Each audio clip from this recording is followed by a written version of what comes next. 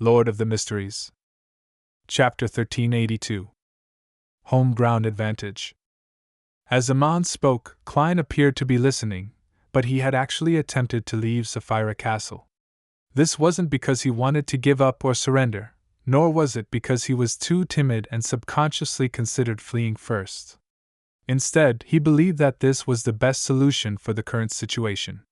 If he stayed in Sapphira Castle, Klein would face three difficult questions. Firstly, he had just advanced to the Fool and his condition was extremely unstable. He had to divert a large portion of his mental strength to suppress the awakening will of the celestial worthy of heaven and earth for blessings. Secondly, there was no way for him to obtain the help of his allies. He could only fight alone.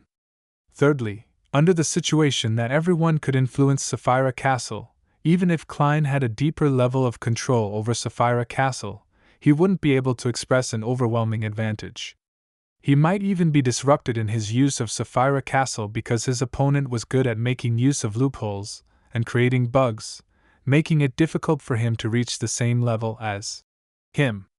This way, when a sequence 0 the Fool faced a half-crazed, dual pathway error and door, even if he wasn't in a scenario of facing a 100% failure rate, the chances of winning were extremely minute.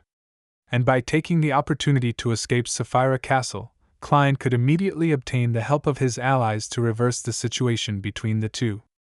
If Amon were to chase after him, Klein would interfere with his return to Sapphira Castle and make him face his allies.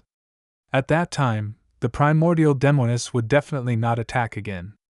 The ancient sun god might not be able to reproduce the power of half a great old one anytime soon. With the lead of the Evernight goddess, the 6 orthodox deities were enough to deal with Amon.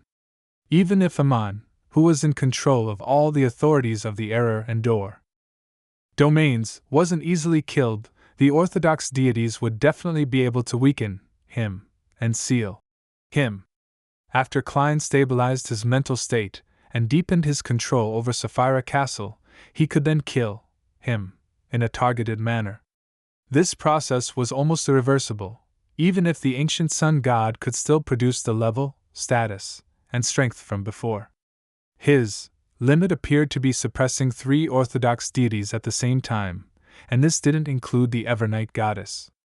Of course, the outer deities were undoubtedly unwilling to see the birth of a new Lord of the Mysteries. Once such a situation happened, they would definitely try their best to interfere, preventing Amon from dying.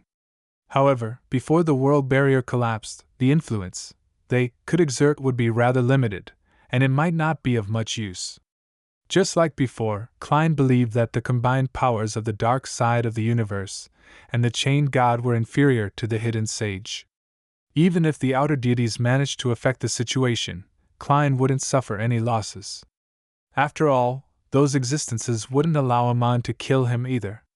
He could find a place to hide and stabilize his mental state. Once he was prepared, he could make new plans again.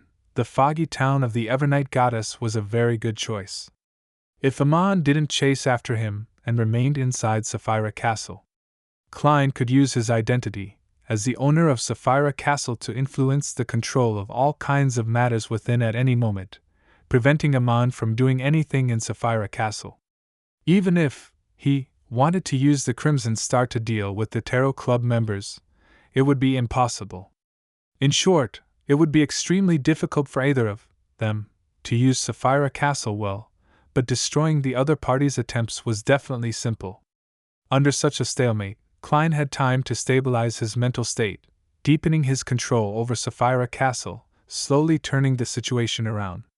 Towards the end, Amon would either flee and hide, or he would let the celestial worthy of heaven and earth for blessings completely revive, choosing to have an internecine outcome with Klein.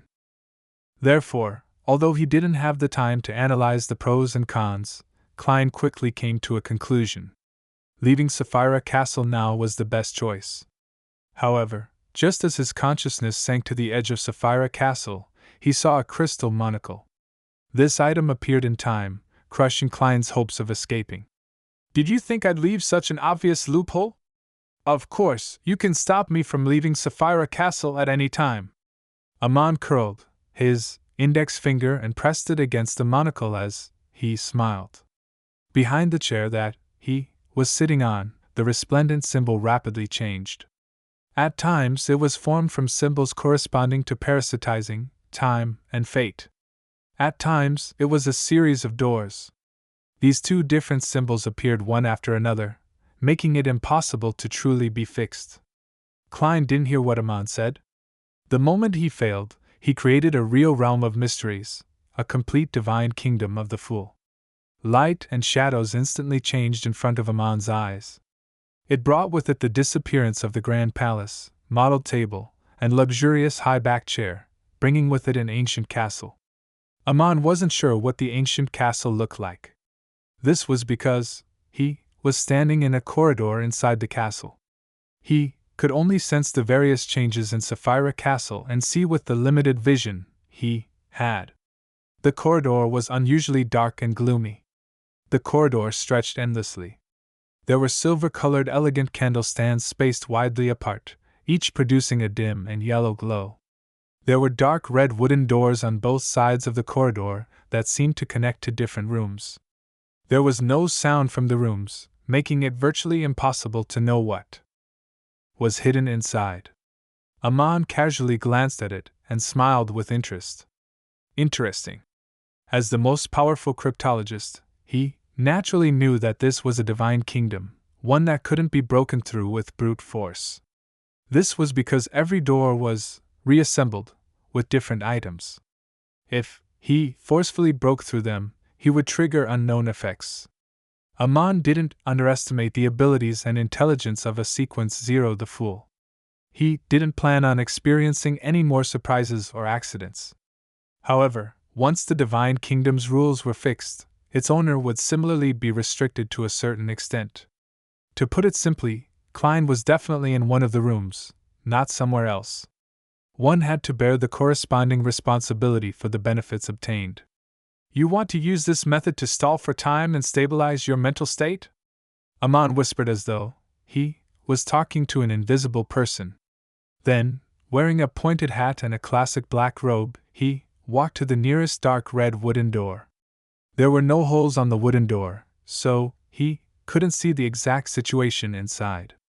In other words, it was very difficult for Amon to know if Klein was here without opening the door.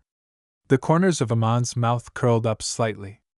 Amon extended his right hand and drew a long rectangular shape on the dark red wooden door. Inside the rectangle, bits of starlight emerged and turned transparent, revealing the scene in the room. With the authority of door and the ability of bug, Amon forcibly opened a window, without triggering the effects. Following that, he cast his gaze into the room. There were no tables, chairs, carpets, and other furniture, but a blue sea. Indeed, this door has been connected with the sea outside, Amon said without any surprise. Once he twisted the door, he would leave Sapphira Castle and appear in the sea outside. And at that time, with Klein being wary, it was almost impossible for him to enter Sapphira Castle again, just like how Klein was unable to leave Sapphira Castle. This was the reason why Amon didn't forcibly destroy the Fool's divine kingdom, but opened one door at a time. Destruction led to similar effects. The repeated effects would affect Amon again and again. Even if there were many loopholes that he could use, he wouldn't be completely immune to them. Retracting his gaze, Amon walked to the opposite room and opened a window according to the method from before. However, this time, it was pitch black inside, and he couldn't see anything. Amon raised his hand and pinched the edge of his monocle and coughed lightly. His figure instantly split into two. The number of almonds increased. The split Amon glanced at Amon, who stood in the same spot, and said, "Why aren't you seeking the thrill yourself?" As he spoke, this Amon extended his right palm and grabbed the handle of the dark red wooden door. Just as he began twisting, his expression suddenly turned blank as he sat down, as though he had lost the ability to think. Fooling effect. The original Amon nodded slightly. The retarded Aman immediately collapsed and turned into a transparent worm with 12 segments. Tiny bits of Beyonder characteristics seeped out and returned to Aman's body. He relied on using the loophole to avoid the negative effects of his avatars from acting on his actual body. After all the Beyonder characteristics returned, Aman released a flame that had been stolen and burned the corpse of the Worm of Time. After doing this leisurely, he looked up and adjusted the monocle on his right eye. On the crystal monocle, countless symbols, patterns, and labels appeared. They moved quickly, interweaving, reforming, or changing, as though they were making calculations. This was a combination of a cryptologist's power of decryption and the key of Star's authority on position. The two attempts Aman made were mainly to gather intelligence, grasp the rules, and prepare for cracking the secrets of the Fool's divine kingdom. Soon, the symbols, patterns, and labels formed a scene on the monocle. Behind a dark red wooden door, a few slippery tentacles extended out from Klein's body. He sat on a high-backed chair and calmly watched the entrance. The corners of Aman's mouth curled up. With a flash, he appeared in the room. However, everything before his eyes suddenly collapsed. Klein with the Fool's aura quickly turned thin, turning into a card. On the card, Roselle Gustave was wearing a gorgeous head accessory and colorful clothes, holding a stick with luggage hanging from it. His eyes were filled with longing. The Fool card. The Fool card from the Cards of Blasphemy. Klein knew that relying solely on paper figurine substitutes and adding the fooling effect and grafting his true aura onto it wouldn't be able to deceive a top-notch swindler like Aman. Therefore, he used the Fool card, which had some convergence powers, as his paper figurine. Although Sapphira Castle couldn't be used again, this was Klein's home ground after all. There was his junk pile, the various items he had gathered, and the newly obtained Trunso's brass book and the borrowed magic wishing lamp.